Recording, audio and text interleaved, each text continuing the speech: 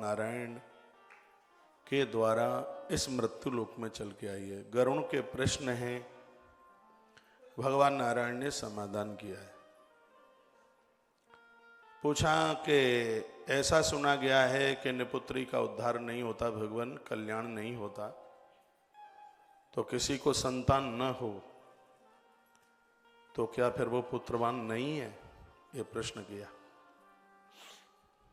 कैसे फिर वो सब काम किए जावे जैसे उस जीव का उद्धार, आत्म कल्याण हो। एक एक बात सुनने लायक है, छोड़ मत देना एक भी पॉइंट। बहुत सी बातें ऐसी हैं, हो सकता है पिछले गरुण पुराण में वो कथाएं ना हो पाई हो।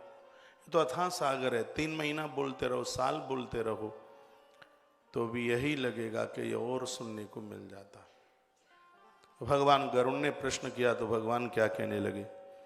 भगवान ने कहा कि भ्रातृणा एक जातानाम एक चेत पुत्रवान भवे।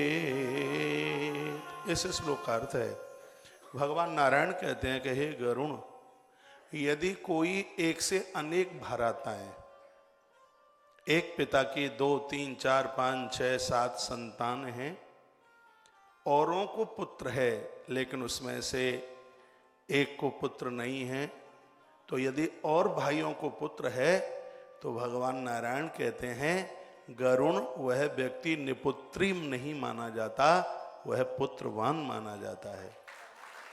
पिता की वंश वृद्धि नहीं रुकनी चाहिए, ऐसा भगवान नारायण कहते हैं। देखो कितनी बढ़िया बात कही। एक पिता के एक से अनेक पुत्र हैं, यदि उनमें से एक को भी संतान है तो वो सगरे भाई हैं, वो सब पुत्रवान माने जाएंगे। यह भगवान नारायण ने बड़ी अद्भुत बात कही। श्लोक बोल रहा हूं, भ्रातृणा एक जातानाम एक क्षेत्र पुत्रवान भवेत् सर्वे ते तेन पुत्रेण पुत्रडो मनुरब्रवीत्। यही बात श्री मनुजी महाराज ने भी अपने ग्रंथ में कही है। जो ये गरुण पुराण में ये बात है, बहुत लोग परेशान होते हैं, हम निपुत्री हैं, हमारे कोई संतान नहीं है, लेकिन इसमें एक और नीचे बात कही गई है। इसमें लिखा है कि सतपुत्र यानी सत माने 100, कोई 100 पुत्रों का पिता है लेकिन उनके बेटे धार्मिक नहीं है, पारमार्थिक नहीं है, ईश्वर को मानने वाले नहीं हैं, तो 100 पुत्र होने के बाद भी वो माता पिता अपने आप में निपुत्री हैं। और जो धार्मिक हैं, सत्कर्म करने वाले हैं, उनके यहाँ संतान न होने पर भी वह अपने आप में पुत्रवान हैं। यह भगवान नारायण का बड़ा अद्भुत शब्द है। भगवान कहते हैं कि उन लोगों को बिल्कुल दुख उठाना ही नहीं चाहिए, उन्हें कुछ ऐसा सोचना ही नहीं चाहिए जिनके और अपने भाइयों को। गरुण पुराण तो इतना अद्भुत ग्रंथ है, यदि इसको सुन लिया जावे तो बड़ा आनंद है। भगवान गरुण भगवान की बातें सुनकर के गरुण देव अति प्रसन्न हो गए और उन्होंने कहा कि भगवान बहुत आनंद आ रहा है, पूर्वजों को प्रसन्न करने के लिए क्या क्या काम करें? तो भगवान नारायण कहते हैं, अन्नम वस्त्रम जलम द्रव्यम मन्यतवा दीयते चयत प्रेत शब्देन यदि दत्तम मृत्या नित्यदायकम। अपने पितरों के लिए हर व्यक्ति को बिल्कुल भी व्यवस्था न हो तो भी उसे अन्न, वस्त्र, जल इत्यादि ये वस्तुएं हैं, यह अपने पूर्वजों के निमित्त उन्हें दान स्वरूप समर्पित करनी ही चाहिए।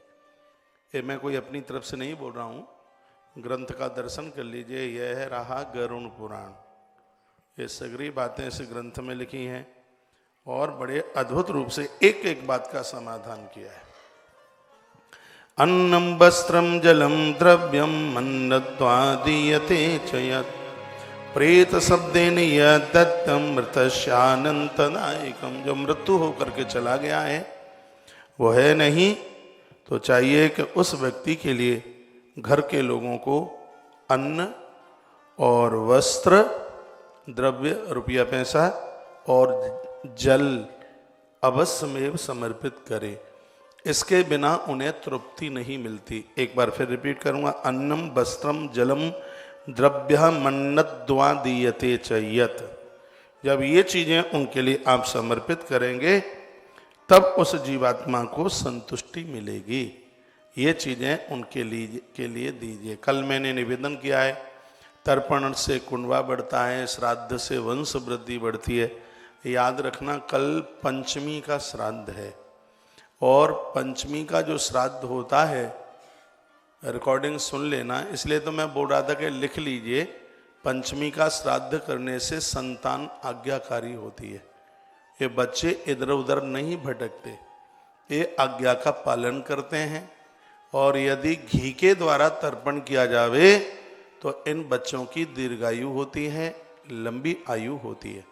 मैं तो कथा में आगे चल रहा हूँ, फिर मुझे कहने का ध्यान रहा या ना रहा। कल हम बहुत ढंग से घृत के द्वारा तर्पण करा रहे हैं।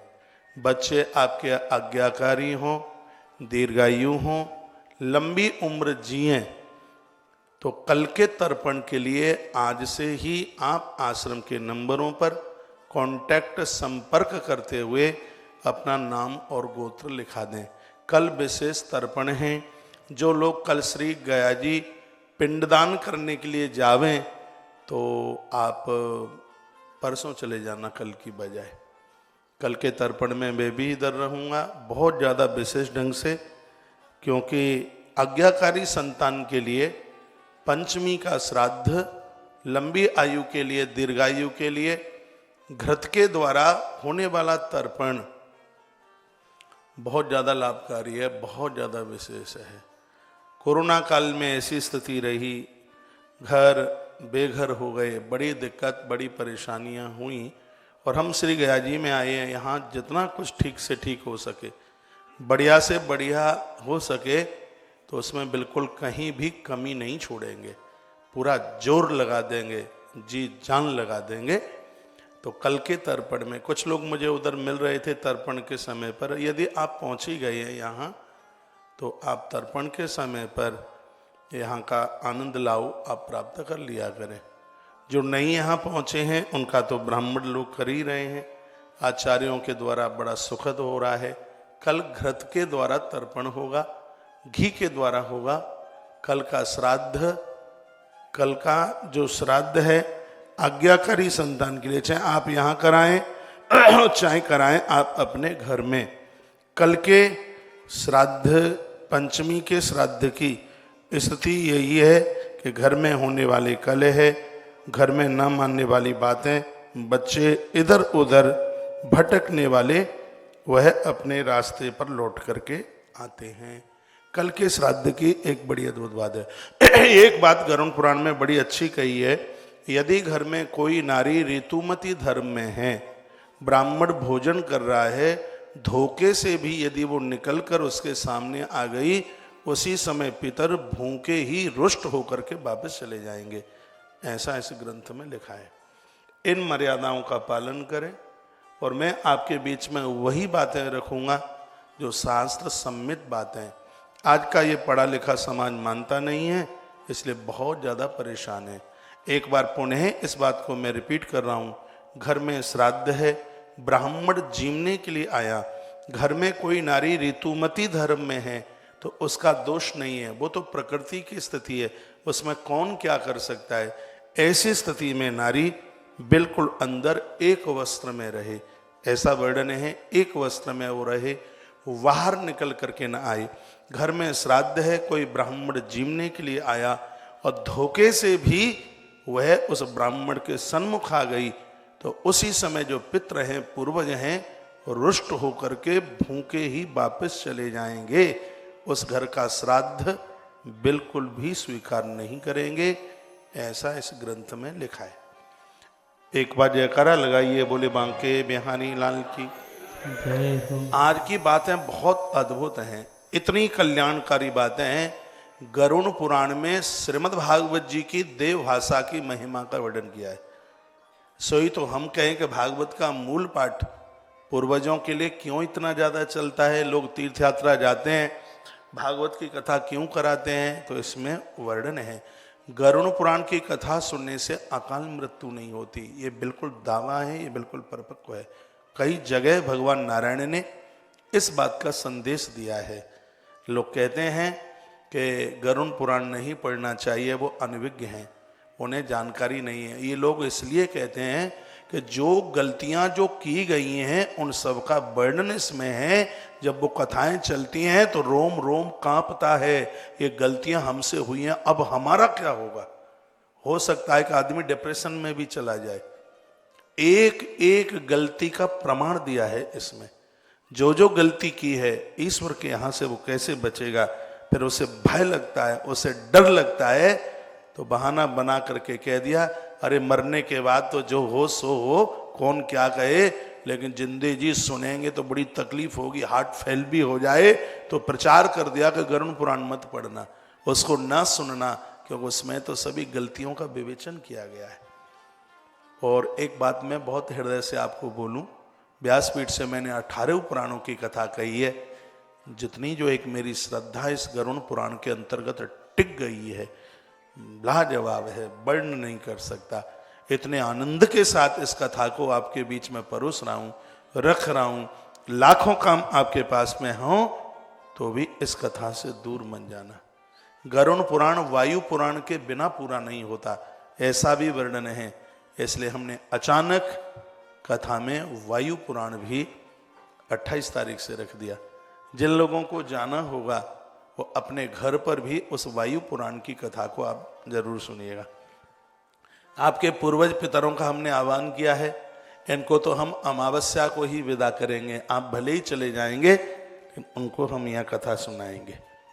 आप आश्रम के इन नंबरों के साथ जुड़ते हुए कल का तर्पण और श्राद्ध, तो उसमें आप जुड़ते हुए, जो बाहर से जो लोग जुड़े हुए हैं और आज नए ही लोग जुड़ रहे हैं, एक बार आश्रम के नंबरों पर वो संपर्क कर लें।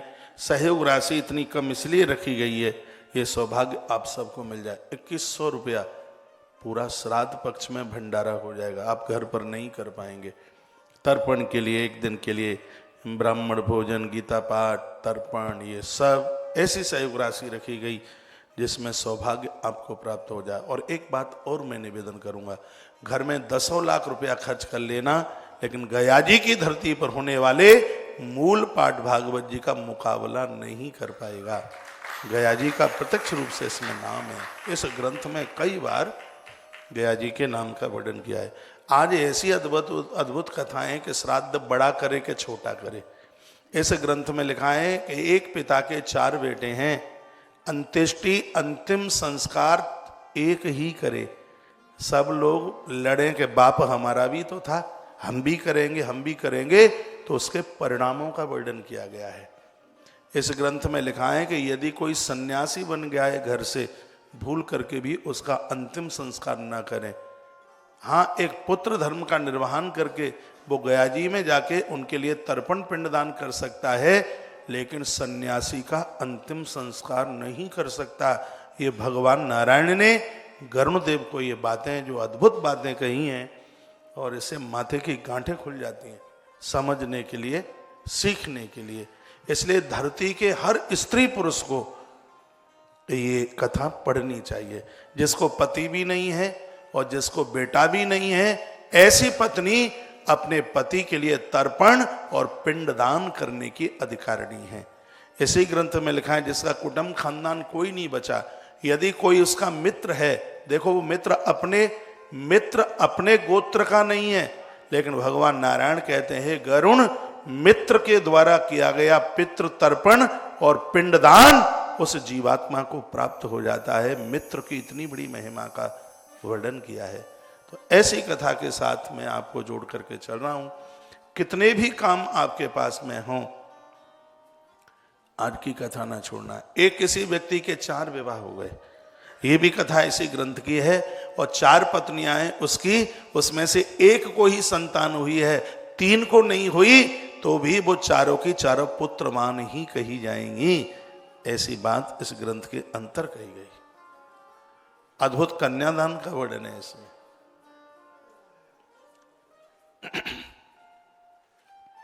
बोलिए बांके बिहारी लाल की जय हो। 27 महीने तक का बच्चा जन्म लेकर मृत्यु को प्राप्त हो जाता है तो उसको जल में ही प्रवाहित करना चाहिए।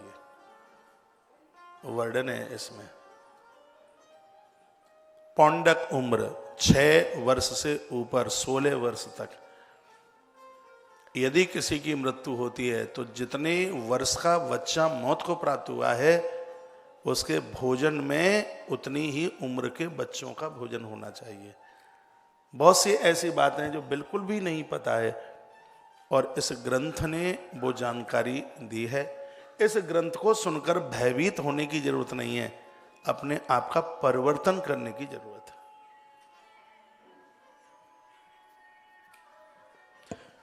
बोलिए भक्त वत्सल भगवान की, श्री हनुमान जी महाराज की जय हो। जय जय श्री राधे जय जय श्री राधे जय जय। श्री राधे श्याम। जो मनुष्य प्यासे लोगों को पानी और भूखे लोगों को भोजन देते हैं उनको लिखा है कि मृत्यु के समय पर पांव में कांटा लगे इतना भी दुख नहीं उन्हें उठाना पड़ता। गरुण, एक बार फिर कहूं ये बात, लिखा है कि जो मनुष्य प्यासे लोगों को पानी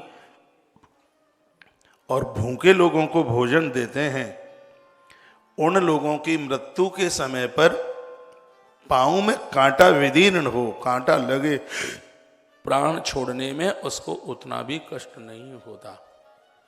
दोनों हाथ जोड़ रहा हूं, आग्रह पूर्वक निवेदन कर रहा हूं, आपके घर में कोई रिश्तेदार, मेहमान, साधु, संत, याचक, मांगने वाला कोई भी आपके घर में आता है उसको भोजन के लिए पूछिए, उसको जल के लिए पूछिए। आपसे कुछ भी नहीं आता, तुम भूखों को भोजन, प्यासे को पानी पिलाते रहोगे। गरुण पुराण में भगवान नारायण कहते हैं, हे गरुण देव, जीव का इसी में कल्याण हो जाए। एक श्लोक बोल दूं ना तो बात अद्भुत हो जाएगी।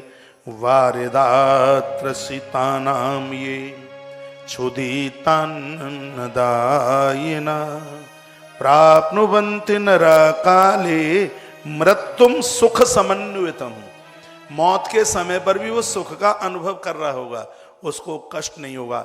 एक बात यहां और कही है, जब व्यक्ति मरता है, मौत को प्राप्त होता है तो उसके सबके खानदानी पास में होते हैं, परिवार के लोग पास में होते हैं और उनकी आंख में आंसू होते हैं, वो सब रोते हैं।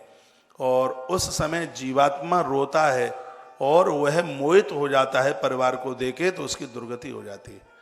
वो कई जन्मों तक वो भटक जाता है, उसे जीवन नहीं मिल पाता। इसलिए मैंने बहुत बार कहा है, घर में कोई वृद्ध हैं, बूढ़े हैं, उनके कमरे में भगवान की तस्वीरें लगा दो, उनके कक्ष में, और उनके सामने ज़्यादा रो मत, छाती मत पीटो, क्योंकि उनकी तो उम्र पूरी हो गई है, उन्हें जाना है। तो आप उन्हें रोएं और फिर वो रोएंगे, वो भटक जाएगा आदमी। गरुण पुराण में लिखा है, हे गरुण, मृत्यु के समय पर जीव का चिंतन मेरे चरणों में होना चाहिए,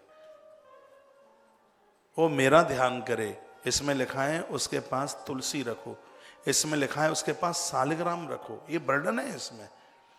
उसके पास सालिग्राम, उसके कच्छ में तुलसी ये रखिए, उसके पास कुछ धार्मिक किताबें आप रख दिए। इसमें तो लिखा है किसी व्यक्ति ने प्राण छोड़े हैं और तत्काल उसको तुलसी की छाया में रख दिया तो यमराज के दूत दरवाजे पर खड़े रहेंगे, अंदर एंट्री नहीं ले सकते। गरुड़ पुराण में मां तुलसी की इतनी बड़ी महिमा का वर्णन है। तो देखो, वारी कहते हैं जल को। वारिदा तृषितानाम ये क्षुदिता अन्न प्रदायिना। क्षुदिता यानी भूखा, भूखे व्यक्ति को अन्न और प्यासे व्यक्ति को जो पानी की व्यवस्था करता है। प्राप्नुवन्ति नराकाले मृत्युम सुख समन्वितम। चाहे स्त्री हो चाहे पुरुष हो, मृत्यु के समय पर उनको सुख हो रहा होगा, उन्हें किसी भी प्रकार का कष्ट नहीं हो रहा होगा। एक बात मैं आपको बोलूं, ये जितनी भी सेवाएं चालू करके सत्य है कि हम आपसे कुछ नहीं ले रहे, चाहिए क्या हमें? ये कथाओं में जो पढ़ लिया है, बस यही विचार कर लिया है कि कैसे भी कैसे जीव का उद्धार हो जाए, उसका अंतिम कल्याण हो जाए। ये बातें आपको पता नहीं है, ग्रंथ मैंने पढ़े हैं, मुझे मालूम है, इसलिए वो बात मैं आपके बीच में रख देता हूं और बिना प्रमाण को कोई बात कहता नहीं, ये मैंने संकल्प लिया है। मुझे कथा कहते हुए 17 महीने होने वाले हैं। क्या विद्वान वक्ता लोग नहीं सुनते? आज तक मेरे पास किसी का एक कोई टेलीफोन ये नहीं आया कि फलाने दिन किसी कथा में तुम कोई अनुचित और कोई गलत बात बोल गए। मैं बिना प्रमाण के कोई बात ही नहीं करता। मेरी कोशिश ही नहीं रहती कि मैं कोई मिलावटी बात बोल दूं। काहे क्यों बोलूंगा? अब ये बात देखिए, भगवान नारायण क्या कह रहे हैं गरुण देव को कि आदमी कुछ नहीं कर पाता, गृहस्थी के इतने जंजाल हैं, वो सब कुछ कर नहीं पाता। ऐसा नियम ले ले कि वह किसी प्यासे को प्यासा और भूखे को भूखा न जाने दे। अपनी कमाई का कुछ अंश निकालकर जल और अन्न की सेवा में अपने आप को जोड़ दे। पाँव में कांटा लगे इतना भी कष्ट नहीं होने दूंगा मरते समय। भगवान कहते कोई जीवने के लिए आता है, खुश होइए, उत्साहित होइए। और जो दुखी होकर के जिमाता है उसका तो कुछ लगता ही नहीं। ये तो अपने भाग्य की सराहना कीजिए कि आज भगवान की कितनी बड़ी कृपा है, ये ईश्वर ने कृपा करी है, मुझे मौका दिया है, ये इतने लोग भोजन करने के लिए आए हैं। खुश होइए। कुछ लोग तो रोटियां गिनते रहते हैं। भगवान को प्रार्थना कीजिए और ज्यादा जी में। और जमाने में कभी आज तक किसी को घाटा नहीं हुआ। महाराज जनक बहुत श्रद्धा रखते थे इसमें। अध्यात्म रामायण में कथा आती है, जनक के यहाँ भगवती जानकी उसी पुण्यों के द्वारा हुई है, राजा ने भूखों को भोजन कराया है। वो तो विदेह थे, उनको तो अपनी देह का भी होश नहीं था, लेकिन उस राजा के यहाँ भी अध्यात्म रामायण का बहुत बड़ा योगदान है। इस श्राद्ध पक्ष में मैं पिछले कथा में आपको बोला हूं, 11 के दिन इस ग्रंथ को बांटने का बहुत ज्यादा उसका प्रभाव है। जनक राजा ने जानकी बेटी को, साक्षात भक्ति महारानी को, इस सत्कर्म के द्वारा प्राप्त कर लिया। तो बातें तो बड़ी छोटी छोटी है। आपके घर में ये 16 दिन बिना पानी के, बिना जल के, बिना अन्न के ना निकल जाए। आप ना कर पाए हमें बोल देना, हम इस कार्य को करने के लिए कमर कस के खड़े हुए हैं, पीछे नहीं हटेंगे बिल्कुल भी। आपको किसी भी प्रकार का, अभी तो यहाँ कथा 8 बजे शुरू हो जाती है, नहीं तो मैं पूरे वर्ष भर 8:30 बजे से लगभग 9:15 बजे तक आपकी कॉलें सुनता रहा हूँ। अभी नहीं सुन पा रहा हूँ क्योंकि वो कथा को टाइम दे दिया है। और आप हर प्रकार के समाधान के लिए पूछते हैं, मुझसे जितना होता है जानकारी होती है उतना बता देता हूँ, और नहीं जानकारी होती है तो कह देता हूँ कि मुझे पता नहीं है। मुझे नहीं लगता कि उसमें मेरे कोई नंबर कम होने वाले हैं। ये संसार है, आकाश है, मच्छर अपने हिसाब से उड़ रहा है, गरुण देवता अपने हिसाब से उड़ रहे हैं। जिसके पंख जितने मजबूत हैं, 2 पंख होते हैं सबको, एक ज्ञान का पंख है और एक वैराग्य का पंख है। उनके जितने ये मजबूत होंगे वह अपने आनंद की उड़ान उतनी भर लेंगे। तो बड़ी अच्छी अच्छी बातें कही गई। कहा कि जिसने कभी अनृत वचन, देखो इसमें एक बात और कही है, जो मरणासन्न स्थिति में है, यदि किसी से बोलचाल बंद है तो फोन करके या किसी को भेज करके उसे बुला लेना। इसमें लिखा है ग्रंथ में, मृत्यु लोक में मरने से पहले यदि किसी से उसकी लड़ाई नहीं है, झगड़ा नहीं है, बोलचाल बंद नहीं है, इस ग्रंथ में वर्णन किया गया है, ऐसा व्यक्ति सदगति को प्राप्त होता है। उसके निकले हुए शब्द साक्षात वेद में शब्द होते हैं। ये भगवान नारायण की भाषा है। अब आप अपने को पूछिए कि घर में बोलचाल बंद तो नहीं कर दिया आपने? पति पत्नी की बोलचाल बंद है, सासू ससुर से बोलचाल नहीं है, बहू और सासू माँ की बोलचाल नहीं है, ऐसा क्यों करते हैं? और जब अब अंतिम समय है तब तो ऐसा बिल्कुल भी मत कीजिएगा। वर्णन में श्लोक बोले देता हूं, प्रीत भेद कुतो न च आस्तक श्रद्धा दान सुखम मृत्यु मृक्षति। मरते समय उनको सुख होता है, उन्हें कष्ट नहीं होता।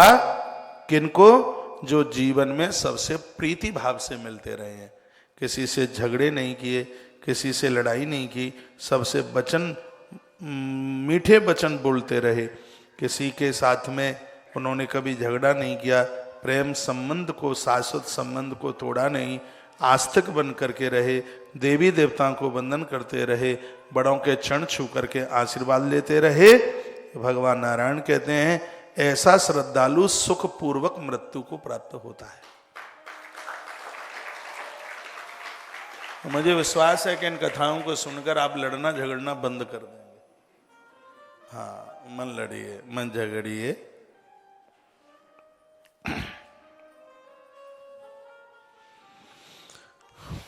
जो मनुष्य देवता और ब्राह्मण की पूजा में लगे रहते हैं, ये दोनों वाक्य लिखने के लायक हैं। इसलिए तो मैंने बोला है कि पूर्णमासी को सत्यनारायण भगवान की कथा और अमावस्या को ब्राह्मण का भोजन। 100 यज्ञ से ज्यादा बढ़ के पुण्य होता है अमावस्या के ब्राह्मण भोजन का, 100 यज्ञ से बढ़ करके। तो यहां भी लिखा हुआ है कि जो मनुष्य देवताओं का पूजन और ब्राह्मणों के भोजन कराने में रुचि रखता है, उनसे किसी भी प्रकार की ईर्षा नहीं रखता, ऐसा व्यक्ति शुद्ध मन वाला, ऐसा व्यक्ति मृत्यु के समय पर बहुत सुख को प्राप्त होता है। इसलिए तो 3511 वाला भंडारा यही तो सब पढ़ करके आरंभ किया। ये सब पढ़ करके सबसे पहले तो मेरे मन में बात आती है, इसको चालू कर दें, ये तो बात बड़ी मलूक है, ये तो बात बहुत बढ़िया है। तो जैसे जो पढ़ा और सबसे पहले उसको चालू करने की कोशिश की। मेरी ब्राह्मणों के प्रति बड़ी श्रद्धा है। ये 2 काम आप करो। क्या 2 काम करना है? एक तो देव पूजन रोज करो। आज युवान हैं इसलिए पता नहीं लग रहा है, लेकिन यमराज के ऐसे पटा पड़ेंगे लास्ट में। हाँ, 100 मारेगा और 1 गिनेगा। कथा के पहले दिन मैंने बोला है 86,000 योजन का रास्ता है हम भवन का, और 200 योजन रोजाना चलना पड़ता है, और 16 नगर मिलते हैं रास्ते में ठुकाई पिटाई करने के लिए। वो सब नाम बता दिए मैंने। हाँ, सूली पर चढ़ा दिए जाते हैं, पेट फाड़ दिया जाता है बिल्कुल। अभी पता नहीं लग रहा है। और देखो, कष्ट ऐसे ही होता है जैसे अभी कोई मारे जोर से, तो जो कष्ट अभी है वो सूक्ष्म शरीर में मार पड़ने पर वही कष्ट होता है। इसलिए बहुत ध्यान रखें इस बात के लिए। और मनुष्य शरीर हमें और आपको मिला है भगवत प्राप्ति के लिए। 84 लाख योनियां हैं, 83,99,999 योनियां हैं, वो भोग योनि है। इसी गरुड़ पुराण में लिखा है कि मनुष्य जीवन कर्म योनि है। शुद्ध कर्म करके ये मनुष्य इंद्र बनने तक की स्थिति में पहुंच जाता है। धरती के बहुत लोग इंद्र बने थे, जिनका जन्म धरती पर हुआ था, उन्होंने 100 यज्ञ किए, उनको बुलावा आया ऊपर से। नहुस धरती पर ही तो था, और कहां था? वो आकाश में थोड़ी ही जन्मा था। नहुस राजा की कथा थी भागवत में, उसका जन्म धरती पर हुआ था, और नहुस राजा को इंद्रासन मिला इंद्र की गद्दी पर। राजा हरिश्चंद्र के लिए बुलावा आया था, देवी भागवत में कथा है, उसने इंद्रासन स्वीकार नहीं किया। राजा दिलीप ने इंद्रासन स्वीकार नहीं किया। वो क्या कहते थे कि जो आनंद इस मृत्यु लोक में है, वो कभी उस इंद्र के लोक में वो आनंद है ही नहीं। हनुमान जी भी तो नहीं गए ये धरती छोड़कर। वो राम जी को कहते हैं, भगवान चलो ठीक है आप साकेत में रहेंगे, लेकिन भगवान मुझे जितना आनंद आपकी कथा में आता है उतना आनंद मुझे मुक्ति में नहीं आता। हनुमान आज भी धरती पर है। इस मृत्यु लोक के ऐसे बहुत जन हुए हैं, ग्रंथों में वर्णन है, जिन्होंने इंद्रासन स्वीकार नहीं किया। नहुस इंद्र की गद्दी पर बैठ गया, कुकर्म कर बैठा, इंद्राणी को हरण करके गया सांप, और महात्माओं के कंधे पर बैठ के, और कहता है जल्दी नहीं चलते, सर्पा संस्कृत का शब्द था। महात्मा रुष्ट हो गए कि चल तू सर्प ही बन जा। फिर वो अजगर बन के गिर पड़ा। द्वापर में धर्मराज युधिष्ठिर के प्रश्नोत्तरी के द्वारा उसका उद्धार। तो कहने का ये मतलब है कि जो आनंद इस मृत्यु लोक में धर्म सत्कर्म करने में है, वह आनंद इंद्र का सिंहासन प्राप्त करने में नहीं है बिल्कुल। इसलिए ये 2 बातें और लिख लें। अभी 2 पहले बताई हैं, अन्न और पानी। आशीर्वाद दीजिएगा। कल हमने यहां से बोल दिया है, तुलसीवन आश्रम के चूल्हे में से 1 लाख रोटी रोज निकलेगी, आने वाले समय में पक्का निकलेगी। कल यहां से बोला है। लोगों ने संपर्क करना शुरू कर दिया, कहा महाराज जी वो मशीन कितने की आएगी, हमारा योगदान ले लें। अब मैं बता दूंगा वो कितने की आएगी। काम इतने फैले पड़े हैं, अब इनको थोड़ा समेटें फिर। और ये नहीं है कि 100 की तरफ भागो और पीछे के सब पड़े रह जाएं, तो इनको भी समेटते समेटते चले। लेकिन ये होगा जरूर। गाड़ियां बढ़ रही हैं इस समय इतनी जोर से। सीधाम वृंदावन में जो भंडारा चल रहा है वो बड़ा अद्भुत है। कल अटला चुंगी से किन्हीं सज्जन का मेरे पास पहुंचा, ये सही है, व्यास गद्दी है, यहाँ से कभी झूठ नहीं बोला जा सकता। और मुझे क्या बोले कि तुम आदमी हो कौन हो? मैंने कहा क्यों, जानवर लगता हूँ? मुस्कुराए।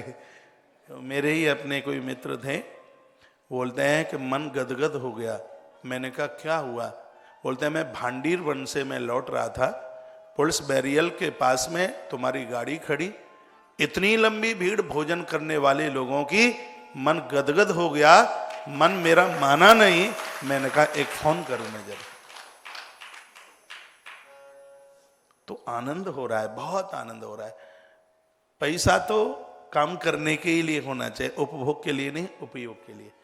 बड़े बड़े धनपति आए, ज्यादा पैसा दिखेगा तो कोई किसी को मारेगा, कोई किसी को मारेगा, है?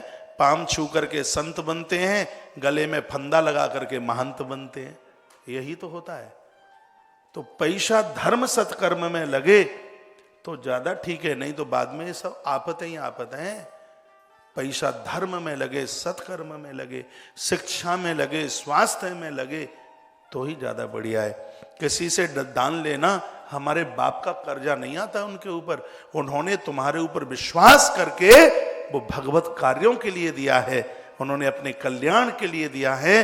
वो धन धर्म में ही लगना चाहिए, उसी में ही गति है। और मुझ जैसा सुलझा हुआ आदमी गलती नहीं करेगा। इस मामले में बड़ा सुलझा हूं। इन ग्रंथों में से आपको बहुत कुछ बातें बताता हूं, लेकिन मैं आज भी विद्यार्थी हूं, मैं सीखता हूं उससे। ये जब तक अंतिम श्वास रहेगी, जब तक अंतिम श्वास रहेगी, ये श्लोक पढ़ करके दास तृष्णातानाम ती क्षुदिता तान्न प्रदायतः, भूखे को भोजन, प्यासे को पानी देने वाला मृत्यु लोक से जाता है। देवता आदर करते हैं, मरते समय पांव में कांटा लगने का भी उसको कष्ट नहीं होता। तुलसी वनाश्रम का अन्न और पानी बंद होगा ही नहीं, अब तो होगा ही नहीं बिल्कुल। ये श्लोक मैंने पहली बार बोला है, मेरी निगाह पड़ गई है इस ग्रंथ के इस श्लोक के ऊपर। इसमें आप सब श्रद्धा रखिए, इसमें आप विश्वास रखिए। श्राद्ध पक्ष पितृपक्ष चल रहा है, आप घर पर नहीं कर सकते हैं। आपने पूछा है चतुर्थी के श्राद्ध की क्या महिमा है? आज क्या है, चतुर्थी यही है क्या? पशु लाभ, हाँ, वैभव, हाँ, तृतीया है, हाँ, तो कल है चतुर्थी, आज तृतीया नहीं होनी चाहिए, तृतीया ही है। अच्छा, तो पंचमी परसों की है, कल आप अपने काम करा के आ जाना। जो मैंने विशेष तर्पण बोला है वो पंचमी को है, मैं कल पंचमी समझ रहा था, वो परसों होगा। चतुर्थी के श्राद्ध की महिमा है पशु लाभ। चतुर्थी को श्राद्ध करने से जो गैया भैंस पालते हैं, भेड़ बकरियां पालते हैं, जानवर पालते हैं, उनकी गति बढ़ती है। हमारे यहाँ गौ माता बहुत है, गौवंश बढ़े, इसलिए हम तो एक विशेष भंडारा श्राद्ध करेंगे चतुर्थी को, गौवंश बढ़े उसके लिए।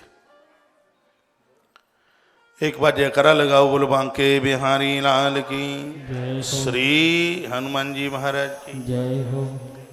हाँ, तो फिर परसों के लिए, पंचमी के लिए भी आप नाम आज से ही लिखा देना, तो थोड़ी व्यवस्थाएं फिर ठीक हो जाती हैं।